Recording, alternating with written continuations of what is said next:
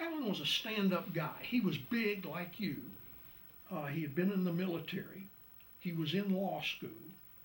And the way I met him was he busted me on a drunk and disorderly, and I think he added in a charge that I wasn't even familiar with called mutual combat. But Alex and I were at a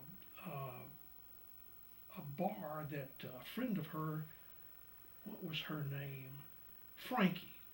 And it was called Frankie's Hideaway. Kind of a takeoff on Johnny Esposito's Johnny's Hideaway here. But it was called Frankie's Hideaway. And we had gone there one day, and I couldn't drink anything because I had a deposition waiting on me back at the office, so I was just having coffee. Well, I had gone, of course, at that time there were no cell phones, so people have to make a mental adjustment to that. So I had to go call the office to see if I had any calls.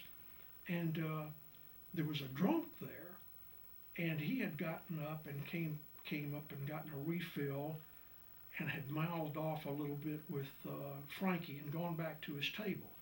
Well, when I came back from making the call, I sat down by Alex, and there was a woman at the end of the bar, and she was about drunk.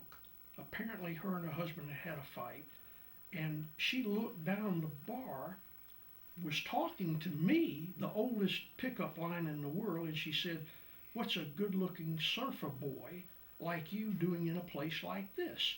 Well, that was probably the worst thing she could have said. Alex leaned forward, looked down the bar, and just said, "Oh, shit," you know. And then the woman said, "Oh, I'm sorry, I didn't know you were with that whore." Well, that started it. Alex got up, went down, didn't put a hand on her until the woman took a swing at her. And Alex put her down in two or three real quick punches, put her on the floor. I run down to try to break them up. The drunk, who had gotten a free beer, hit me in the head with a beer mug. So it's all going round and round. The cops are there. Alan comes in, he busts, as he should, he says, "Okay, everybody in the house is under arrest." Rather than trying to sort it out, he arrested everybody. Well, he charged everybody with drunk and disorderly. He charged me and the guy with the beer mug with mutual combat. And so that was how I met Alan. And we became very good friends because I was down on the street and that was his beat. Well, by that time, Alan had worked up to he was already a sergeant, but it was because he was in law school. And that gave us some common ground, and we talked about the law.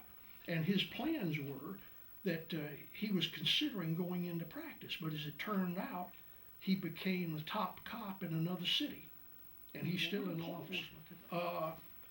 He knew how the street worked, and the first time that he ever met Nikki, Nikki had a real fast mouth, and part of it was bravado because she was afraid. So she would make out like she was tough, and she would badmouth everybody, but in reality, because Nikki was a very small girl, she was maybe 5 feet tall. And so Alan came up and we were talking, and Nikki had gotten out of a cab and had come up, and all the girls carried shoulder bags. And basically their shoulder bag was their office. And they had pockets on the outside of the shoulder bag, and in the pockets they would have like KY lubricant, they would have mouthwash, they would have alcohol, they would have all of these various things, and they were carrying, and that was their office. Well, Alan, just trying to make conversation, said to Nikki, "I see you have some KY." And Nikki mouthed off with him. She said, "Yeah." I said, "I'm studying to be a proctologist. If you'll bend your ass over, I'll check your ass out right now." And so I stepped in and I said, "Look, Nikki, there's no reason to be foul-mouthed and be disrespectful." I said, "The guy's just making conversation." And I said, "Come to think about it," I said, "this guy, if somebody puts a gun to your head or a knife to your throat, he will put his life on the line to save yours. Well, it caught Nikki right in the face, and she realized she'd made a mistake. So she went over to Alan. She put her hand out, shook hands with him, and she said, I didn't mean to mouth off like that. She said, Mrs. LaFont didn't raise no ill-mannered child.